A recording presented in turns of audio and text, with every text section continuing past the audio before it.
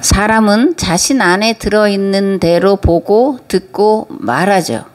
그리고 자신이 경험한 것을 토대로 생각하고 정의하고 판단을 합니다. 그런 면에서 제가 경험한 하나님은 어떤 하나님이냐면 사람만 있어다오의 하나님. 이렇게 저는 정의를 합니다. 그런데 이런 사람만 있어다오의 하나님으로 경험한 사람이 저만이 아니라 구약 성경에도 있더라고요. 누굴까?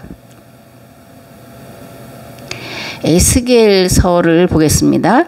내가 난 것을 말하건대 내가 날 때에 네 배꼽줄을 자르지 아니하였고 너를 물로 씻어 정결하게 하지 아니하였고 내게 소금을 뿌리지 아니하였고 너를 강보로 싸지도 아니하였나니 아무도 너를 돌보아 이 중에 한 가지라도 내게 행하여 너를 불쌍히 여긴 자가 없었으므로 내가 나던 날에 내 몸이 천하게 여겨져 내가 들에 버려졌느니라. 내가 내 곁으로 지나갈 때에 내가 피투성이가 되어 발짓하는 것을 보고 내게 이르기를 너는 피투성이라도 살아있으라.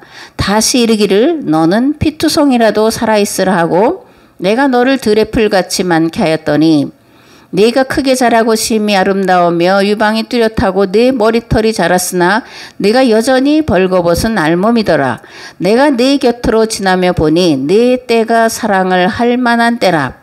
내 옷으로 너를 덮어 벌거벗은 것을 가리고 네게 맹세하고 언약하여 너를 내게 속하게 하였느니라. 나 주 여호와의 말이니라. 아멘. 에스겔은 바벨론 포로지에서 나와서 거기서 예언 활동을 하던 자입니다. 그래서 이 말씀은 지금 바벨론 포로지에 있는 이스라엘 백성들의 실상을 이렇게 표현을 하는 거예요. 그런 모습을 보시고 하나님이 측은히 여기시고 그들을 다시 돌아보시겠다 하는 말씀입니다. 피투성이가 되어 발짓하는 모습, 그게 이스라엘 모습이라고 말씀을 드렸죠. 포로지에서 제대로 옷을 갖춰 입는 게 아니잖아요. 거의 벌거벗은 상태로 그 막노동에 중노동에 시달리며 줄이고 또는 매맞고 죽어가는 그들의 모습을 보시고 하나님이 피투성이라도 살아있어라.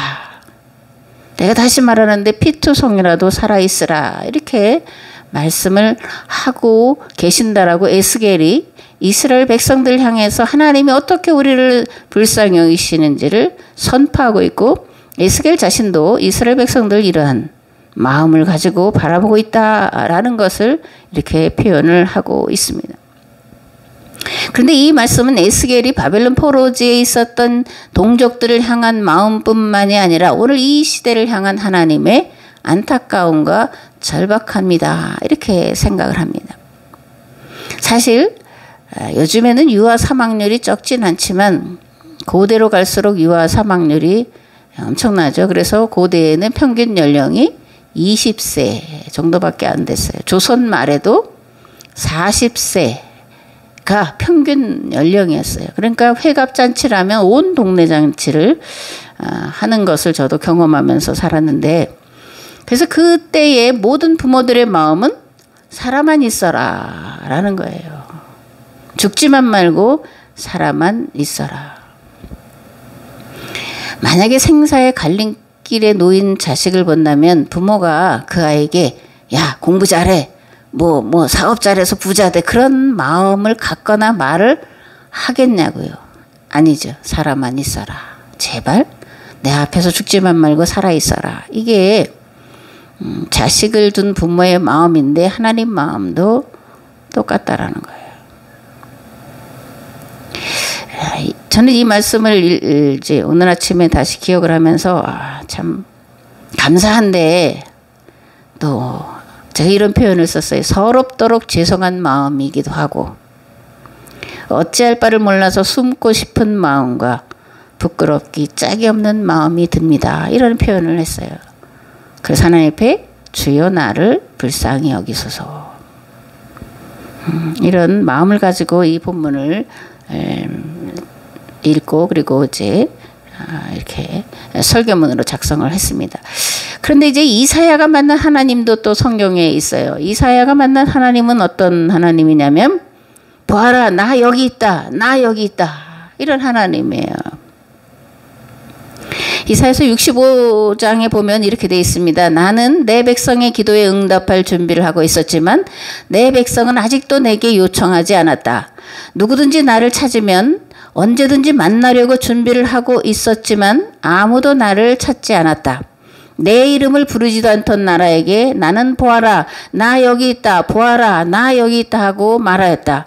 지멋대로 가며 악한 길로 가는 반역하는 저 백성을 맞이하려고 내가 종일 팔을 벌리고 있었다. 아멘. 피투성이라도 사람만 있어다오. 예, 하나님.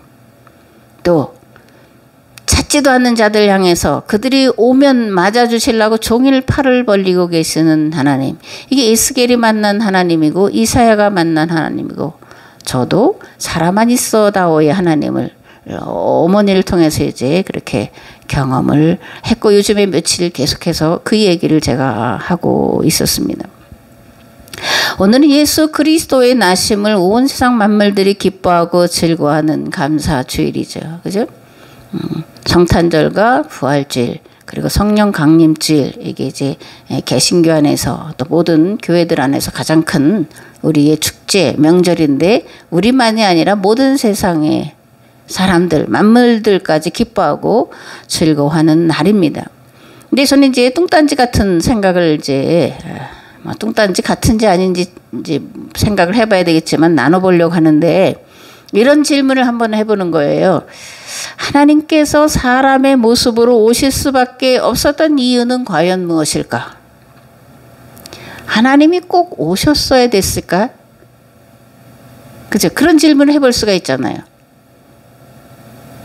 하나님이 꼭 사람의 모습으로 오셨어야만 되냐?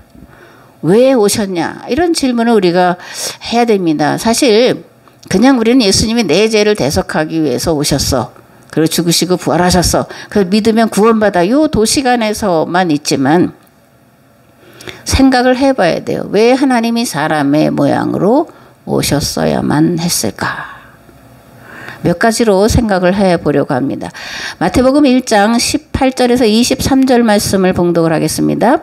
예수 그리스도의 나심은 이러하니라. 그의 어머니 마리아가 요셉과 약혼하고 동거하기 전에 성령으로 잉태된 것이 나타났더니 그의 남편 요셉은 의로운 사람이라 그를 드러내지 아니하고 가만히 끊고자 하여 이 일을 생각할 때에 주의 사자가 현몽하여 이르되 다윗의 자손 요셉아 내 아내 마리아 데려오기를 무서워하지 말라. 그에게 잉태된 자는 성령으로 된 것이라. 아들을 낳으리니 이름을 예수라 하라. 이는 그가 자기 백성을 그들의 죄에서 구원할 자이심이라 하니라. 이 모든 일이 된 것은 주께서 선지자로 하신 말씀을 이루려 하심이니 이르시되 보라 처녀가 잉태하여 아들을 낳을 것이요 그의 이름은 임마누엘이라 하리라 하셨으니 이를 번역한즉 하나님이 우리와 함께 계시다 함이라. 아멘. 너무나 잘하는 본문이죠. 그래서 마태는 예수님의 오신 목적을 자기 백성을 그들의 죄에서 구원하기 위해서다라고 말씀을 하고 있고 누가도 누가복음에서 죄인을 부르러 오신 그리스도시다 이렇게 이제 고백을 하고 있는 것을 보게 됩니다. 바리새인과 그의 서기관들이 그 제자들을 비방하여 이르되 너희가 어찌하여 세리와 죄인과 함께 먹고 마시느냐. 예수께서 대답하여 이르시되 건강한 자에게는 의사가 쓸데없고 병든 자에게라야 쓸데가 있나니 내가 의인을 부르러 온 것이 아니요 죄인을 불러 회개시키러 왔노라. 아멘. 이게 이제 누가복음 5장에 기록되어 있는 말씀이에요. 마태복음 1장에서 자기 백성을 저희 죄에서 구원할 자 이렇게 돼 있잖아요. 그러면 여기에 자기 백성이란 누구를 말하는 거냐? 뭐 너무 질문 같지 않은 질문이죠. 유대인을 말합니다. 예수님은 유대 땅에 유대인의 모습으로 오셨어요. 그죠? 한국인의 모습으로 오신 것도 아니고 흑인의 모습으로 오신 것도 아니에요. 코 빼죽한 뭐 유라시아 그런 모습으로 오신 게 아니라 유대인의 모습으로 오셨다라는 겁니다. 왜 예수님은 유대 땅에 유대인의 모습으로 오셨냐? 라는 거예요. 그래서 흑인 예수님도 그려놓고 우리나라 갓 쓰고 도포 입은 예수님의 모습으로도 그려놓고 있어요. 그런데 실제는 유대인의 모습으로 오셨다라는 겁니다. 왜냐하면 예수님께서 하나님께서 세상을 구원할 공동체로 이스라엘을 먼저 택하시고 그들과 먼저 계약을 맺으셨기 때문이에요. 그리고 이 계약이 파기될 지경에 이르렀기 때문에 유대 땅에 유대인으로 오셔야 했다는 겁니다. 근데 여기서 이제 이스라엘 그러면 우리가 이제 아브라함의 후손, 아브라함과 이삭과 야곱의 후손 이렇게 쭉 혈통이나 종족을 말하는 것으로 이해하기 쉽지만 그런 의미도 없는 건 아니지만 더 포괄적인 거예요. 우리가 이제 하비루 이런 말을 쓰잖아요. 하비루는 어떤 특정한 종족을 말하는 게 아니라 사회학적으로 어떠한 그런 계급, 하층 계급을 말하는 게 하비루라는 이제 단어 속에 들어가 있는 뜻이에요. 출애굽한 백성들은 아브라함의 후손들만 있었던 것이 아니라 수다한 잡족들이 함께 나왔어요. 그래서 이 무리들을 다 이스라엘이다 이렇게 말하는 겁니다. 아브라함의 후손만이 아니라 같이 나온 거의 200만이나 되는 백성들과 하나님께서 시내산에서 계약을 맺으신 거예요. 그래서 그들을 다 이스라엘이다 이렇게 이제 부르는 겁니다. 그리고 이들 하비루들과 계약을 맺으신 그 시내산 계약법의 핵심은 거룩한 나라를 이루라는 거였어요.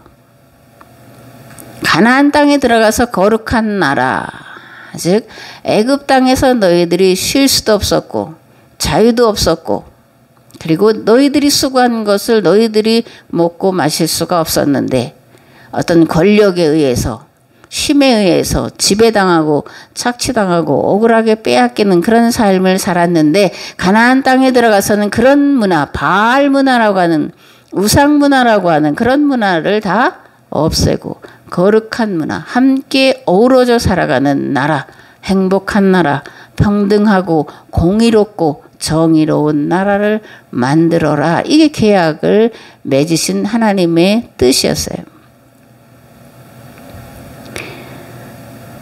그래서 이스라엘 백성들은 이 뜻을 따라서 가나안 땅에서 거룩한 나라를 만들었어야 하는데 우리가 성경에 나오는 이스라엘 역사를 볼 때 이들은 그렇게 하지를 못했다 또는 안 했다 또는 잘못 알고 잘못된 길로 갔다. 그래서 예수님 당시 이제는 정말 다시는 기회를 그들에게 주실 수 없을 만큼 다시 말하면 그들과 맺은 계약이 파기될 시점에 이르렀기 때문에 그 땅에 예수님이 유대인의 모습으로 오실 수밖에 없었다 그런 겁니다. 두 번째로 누가복음에서 말하는 죄인은 누구냐. 우리는 죄인 그러면 이제 윤리적인 도덕적인 어떤 행위를 주로 생각하잖아요. 그래서 나는 살인죄도 안 짓고 뭐 간음죄도 안 짓고 도둑질도 안 하고 뭐 안 했다라고 생각을 하는데 그런데 누가복음에서 말하는 죄는 윤리 도덕적인 죄를 포괄하지만 그거보다 본질적으로 유대인들 특별히 바리새인 서기관들 율법학자들이 죄인으로 정죄한 자들은 가난한 자들이었다라는 것을 우리가 알아야 돼요. 그러니까 종교적으로 죄인이라고 판정받은 자들, 그것이 이제 공간복음에서 말하는 죄인이에요. 이들은 안식일을 지킬 수 없는 자들이었는데 왜냐하면 가난한 자, 일용직 노동자, 또 병든 자, 특별히 목동, 뭐 어부 이런 자들은 안식일을 지키면 살 수가 없던 자들이에요. 요즘도 일용직 노동자들 아침에 새벽 4시 반 이렇게 나가면 인력시장에 나가면 그들이 다 그날 일을 가는 게 아니에요. 뽑힌 사람만 가는 거예요. 그러면 뽑히지 못한 사람들은 그날 돈벌이가 안 돼요. 그런데 그것이 한 달에 몇 번만 돼봐요. 혼자라면 모르지만 가족이 있다면 가족 부양이 어려워요. 그러니까 주일날에 일이 있으면 어떻게 해야 돼? 예배 드리러 가야 돼? 일하러 가야 돼? 이런 문제가 되는 건데 일하러 갈 수밖에 없는 자들을 죄인이다라고 이렇게 이제 종교 지도자들이 낙인을 찍었다라는 거예요. 근데 이건 우리가 잘 알지만 상황의 산물이다 그런 겁니다. 헬라 제국의 안티오쿠스 에피파네스 4세라고 하는 사람이 이 유대 지역 가나안 일경을 헬라화하려고 심혈을 기울인 자예요. 그래서 어떻게 하면 이 유대인들을 이 유대교에서 벗어나게 할까? 그래서 안식일날 주로 운동 경기를 벌였어요. 그리고 주로 연극을 공연을 했습니다. 그러니까 이제 젊은이들이 이 스포츠를 보러 가려고, 연극을 보러 가려고 안식일을 지키지 않게 됐어요. 그래서 이 유대교, 그리고 유대인이라는 정체성을 강화시키기 위해서 만든 것이 이제 유대교 율법인데, 그 중에 이제 으뜸가는 것이 안식일법을 지키는 것이었고, 그리고 할례를 받아야 되는 거고, 음식 규례를 지켜야 되는 거였어요. 그러니까 이렇게 조항으로 아주 빼곡하게 만든 거를 유대교 율법이다.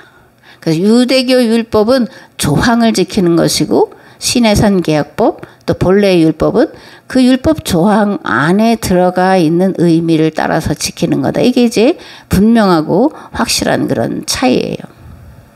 그래서 이런 유대교 율법으로 강화시킨 것 때문에 유대인들은 유대교를 지켜낼 수가 있었어요. 그리고 그 토대 위에서 이제 기독교가 세워진 건데, 엄청난 일을 해낸 건 맞는데, 그런데 이것이 딱딱하게 굳어버렸다.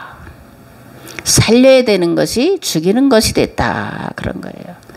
그래서 모든 사람들 의인 되게, 다시 말하면 구원받는 백성이 되게 하라고 하셨는데, 그들을 택하셨는데, 그들과 계약을 맺으셨는데, 도리어 절대 다수를 죄인으로, 구원받지 못할 자로 만들어 놨다라는 것이 예수님이 오셔야 될 그 상황의 이야기고, 그래서 그것을 막으시려고 예수님이 오셨다. 그런 겁니다. 또 다른 예수님의 오신 목적은 무엇일까 살펴보면 마태복음 5장에 이렇게 되어 있습니다. 내가 율법이나 선지자를 폐하러 온 줄로 생각하지 말라. 폐하러 온 것이 아니라 완전하게 하려 함이라. 진실로 너에게 이르노니 천지가 없어지기 전에는 율법의 1.1획도 결코 없어지지 않냐고 다 이루리라. 율법의 1.1획이에요.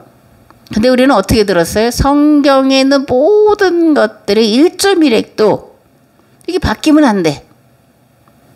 요즘도 여러분들 들어보시지만 킹 제임스 버전만 맞는 성경이래. 다른 걸 쓰면 이단이래.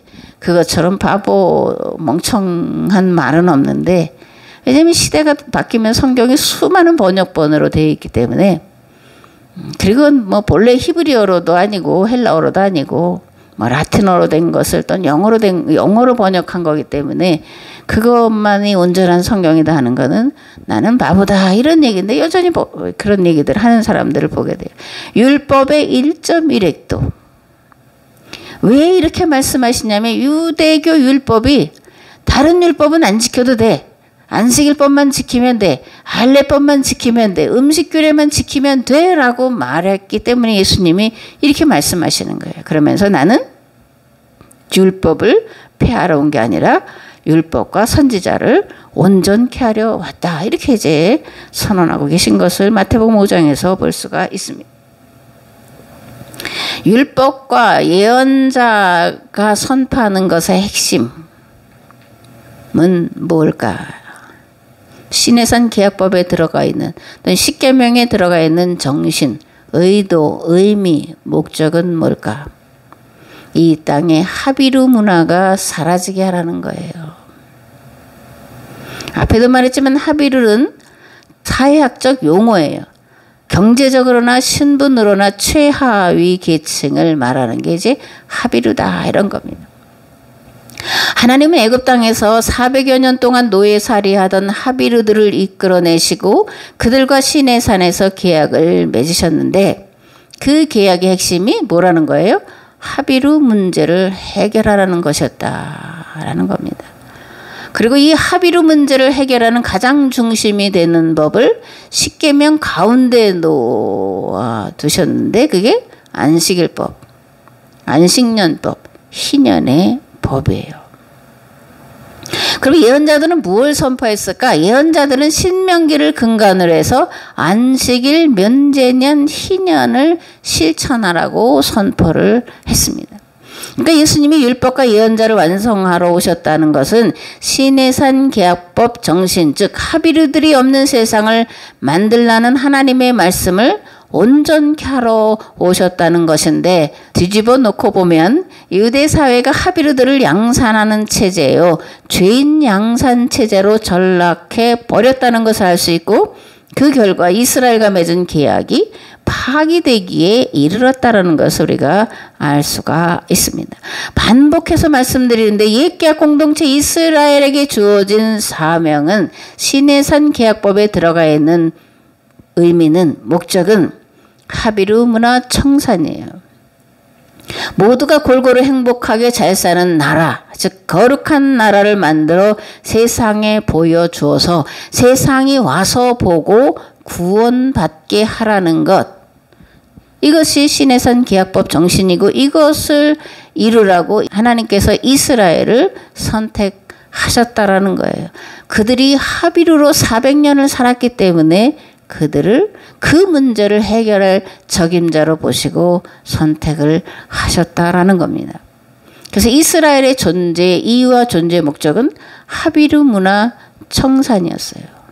그런데 이런 하비루 문화를 청산하는 게 아니라 도리어 하비루들을 만들어내는 그런 용서받을 수 없는 죄를 그들이 지으니까 계약 파기에 이르게 되었고, 그것을 막으시려고 예수님이 유대 땅에 유대인으로 오실 수밖에 없었다, 그런 겁니다.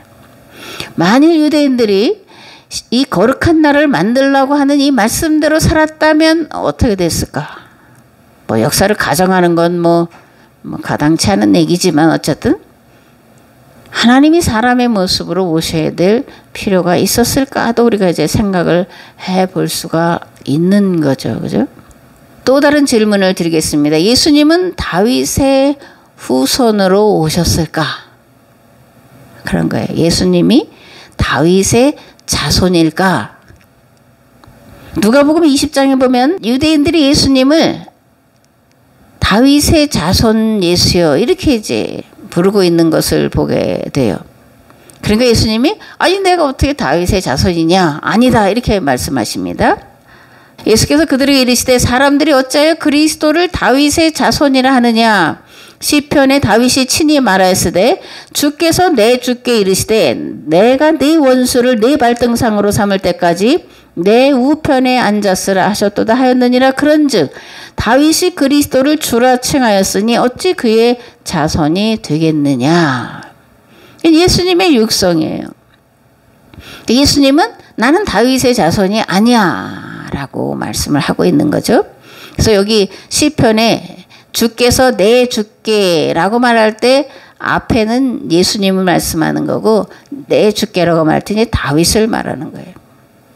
예수님은 다윗이 그리스도를 주라고 칭했는데 내가 어떻게 다윗의 후손이 되겠냐, 그죠? 그러니까 예수님은 다윗의 후손으로 오신 것이 아니에요. 그래서 마태복음에는 어떻게? 동정녀에게서 나셨다. 결혼도 하지 않은 한 14살, 15살 정도, 요즘 보면 아직 애들, 그런데 이제 그런 마리아의 몸을 빌어서 이 땅에 오셨다라는 겁니다. 또 이 말씀 속에는 유대인들이 예수님을 다윗 제국을 완성시킬 그런 힘과 권력과 무력을 가진 왕으로 생각하고 그리고 따랐다라는 것을 보여주면서 아니다라고 분명하게 말씀하고 계신 것을 볼 수가 있습니다. 누가복음 1장을 좀 길지만 제가 빠르게 읽겠습니다. 이후에 그의 아내 엘리사벳이 잉태하고 5달 동안 숨어 있으며 이르되 주께서 나를 돌아보시는 날에 사람들 앞에서 내 부끄러움을 얻게 하시려고 이렇게 행하심이라 하더라. 6째 달에 천사 가브리엘이 하나님이 보내심을 받아 갈릴리 나사렛이란 동네에 가서 다윗의 자손 요셉이라 하는 사람과 약혼한 처녀에게 이르니 그 처녀의 이름은 마리아라. 그에게 들어가 이르되 은혜를 받은 자여 평안할지어다. 주께서 너와 함께 하시도다 하니 처녀가 그 말을 듣고 놀라 이런 인사가 어찌함인가 생각하며 천사가 이르되 마리아여 무서워하지 말라. 네가 하나님께 은혜를 입었느니라. 보라 내가 잉태하여 아들을 낳으리니 그 이름을 예수라 하라.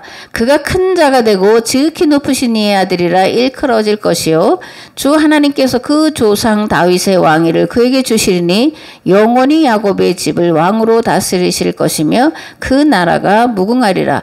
마리아가 천사에게 말하되 나는 남자를 알지 못하니 어찌 이 일이 있으리이까. 천사가 대답하여 이르되 성령이 내게 임하시고 지극히 높으신 이의 능력이 너를 덮으시리니 이러므로 나실 바 거룩한 이는 하나님의 아들이라 일컬어지리라. 보라 내 친족 엘리사벳도 늙어서 아들을 배웠느니라. 본래 임신하지 못한다고 알려진 이가 이미 6달이 되었나니 대저 하나님의 모든 말씀은 능하지 못하심이 없느니라. 마리아가 이르되 주의 여종이오니 말씀대로 내게 이루어지이다음에 천사가 떠나가니라. 이때 마리아가 일어나 빨리 산골로 가서 유대 한 동네에 이르러 사가랴의 집에 들어가 엘리사벳에게 문안하니 엘리사벳이 마리아가 문안함을 들으매 아이가 복중에서 뛰노는지라. 엘리사벳이 성령의 충만함을 받아 큰 소리로 불러 이르되 여자 중에 내가 복이 있으면 내 태중의 아이도 복이 있도다. 내 주의 어머니가 내게 나오니 이 어찌된 일인가. 보라 내 문안하는 소리가 내 귀에 들릴 때에 아이가 내 복중에서 기쁨으로 뛰놀았도다. 주께서 하신 말씀이 반드시 이루어지리라고 믿은 그 여자에게 복이 있도다. 마리아가 이르되 내 영혼이 주를 찬양하며 내 마음이 내 하나님 내 구주를 기뻐하였음은 그의 여종의 비천함을 돌아보셨습니다. 보라 이제후로는 만세의 나를 복이 있다 일컬으리로다. 능하신 이가 큰 일을 내게 행하셨으니 그 이름이 거룩하시며 긍휼하심이 두려워하는 자에게 대대로 이르는도다. 그의 팔로 힘을 보이사 마음의 생각이 교만한 자들을 흩으셨고 권세 있는 자를 그 위에서 내리치셨으며 비천한 자를 높이셨고 줄이는 자를 좋은 것으로 배불리셨으며 부자는 빈손으로 보내셨도다. 그 종 이스라엘을 도우사 긍휼히 여기시고 기억하시되 우리 조상에게 말씀하신 것과 같이 아브라함과 그 자손에게 영원히 하시리로다 하니라. 마리아가 6달쯤 함께 있다가 집으로 돌아가니라. 아멘. 마리아의 이제 수태고지 그리고 마리아의 찬가 뭐 이런 것들이 계속해서 나오는데 마리아와 엘리사벳은 친족간이에요. 근데 이제 엘리사벳의 족보가 나오죠. 엘리사벳은 레위지파 아론의 후손이었다. 그리고 마리아와 정혼한 요셉은 다윗, 유다 지파였다 이렇게 나오는 거잖아요. 그죠? 근데 이 누가복음에는 그렇게 나오지 않아요. 마리아와 엘리사벳은 레위 지파 아론의 후손이다. 그러면 이제 왜 하나님께서 마리아의 몸을 빌어 이 땅에 오셨을까? 이건 제가 생각하는 건데요. 예수님께서 오신 목적이 뭐라 그랬어요? 율법과 예언자를 완성하러 오신 분이잖아요. 그럼 율법이 또 예언자 또는 제사장들이 선포해야 될 게 뭐예요? 하나님의 말씀 율법이잖아요. 그러니까 레위지파의 이 마리아의 몸을 빌어서 예수님이 오신 것이 아닐까. 누가복음의 족보는 선지자들의 이름들이 쭉 나오는 족보로 돼 있어요. 그리고 마태복음은 다윗의 혈통을 쭉 따라서 족보가 기록이 돼 있습니다. 그러니까 목적이 다르니까 이제 족보가 이제 다른 내용으로 되어 있는데 어쨌든 마리아는 아론의 후손이라는 것을 우리가 알 수가 있습니다. 또 하나님께서 마리아의 몸을 빌어서 오신 그 이유는 무엇일까를 우리가 이제 찾아볼 수 있는데 방금 말씀드린 마리아의 찬가를 통해서 우리가 알 수가 있어요. 마리아는 가난한 여인입니다. 그래서 나이 많은 늙은 요셉에게 14살짜리가 정혼을 하고 그리고 약혼을 한 상태에 있었다고요. 그런데 실제로 사람만이 가난한 게 아니라 그 마리아의 마음이 마태복음으로 하면 심령이 가난한 자였다. 그래서 이렇게 고백하잖아요. 비천한 자를 돌아보셨다. 그리고 또 마리아가 이제 하나님을 찬양하는데 큰 일을 내게 행하셨다. 이렇게 이제 찬양을 하죠. 그러면 마리아를 통해서 큰 일을 행하셨다고 할 때 이 큰 일은 뭘까? 마리아가 자신을 통해 새로운 일이 일어나고 있음을 고백을 하고 있다라는 겁니다. 새로운 출애굽의 역사가, 새로운 계약 체결의 역사가 자신의 몸 안에서 자신을 통해서 지금 이루어지고 있다라는 것을 고백을 하고 있음을 볼 수가 있습니다. 마리아는 유대 땅에서 하나님의 법이 실정된 것을 보고 항상 가슴 아파한 여인이에요. 유대 사회의 정의와 공의가 사라진 것을 마음 아파하며 그것이 회복되기를 기도하고 기다리던 자였다라는 겁니다. 그래서 이렇게 고백을 하는 거예요. 그 종 이스라엘을 도우사 긍휼히 여기시고 기억하시되 우리 조상에게 말씀하신 것과 같이 아브라함과 그 자손에게 영원히 함께 하시길. 근데 아브라함에게 약속하신, 그 자손에게 약속하신 것은 뭐예요? 너희를 통하여 모든 세상 사람들이 복받게 하겠다라는 것이 하나님께서 아브라함과 하신 그런 약속의 말씀이 있잖아요. 그리고 또 이렇게 고백을 하잖아요. 교만한 자들을 흩으셨고 권세 있는 자를 그 위에서 내리치셨으며 비천한 자를 높이셨고 줄이는 자를 좋은 것으로 배불리셨으며 부자는 빈손으로 보내셨도다. 이게 계약법 정신의 그런 핵심을 마리아가 지금 노래하고 있는 거예요. 하나님은 교만한 자들의 목을 꺾으시는 분이십니다. 권세가 있는 것을 가지고 권세 부리는 자들을 내려치시는 분이에요. 그리고 비천한 자를 높이시는 분이십니다. 줄인 자를 좋은 것으로 배불리 먹이시는 분이에요. 그리고 자기 배만 부르다고 좋아하는 자들, 복받았다고 하는 자들을 빈손으로 돌려보내시는 분이 하나님이시라는 건데 이것이 계약법 정신의 핵심이다. 그런 겁니다. 마지막으로 요한복음에서는 예수님이 오신 목적을 무엇이라고 말할까? 6장에 보면 하나님의 뜻을 행하러 오셨다 이렇게 말씀합니다. 하나님의 뜻은 예수 그리스도를 믿고 보고 믿는 자마다 영생을 얻게 하는 거다. 예수님이 이 땅에 오셔서 하신 일을 보고 믿고 그 뒤를 따라서 그 일을 행하는 자들에게 영생을 얻게 하려고 오셨다 이렇게 말씀합니다.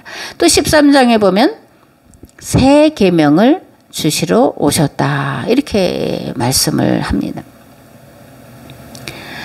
새 계명은 서로 사랑하라는 거죠. 그죠? 모두가, 모든 만물이, 모든 인류가, 모든 자연이 하나님 안에서 사랑하라. 사랑하고 섬기며 아끼고 보듬으며 행복하게 살아라. 그 일을 행하라. 이게 이제 새 계명의 내용입니다.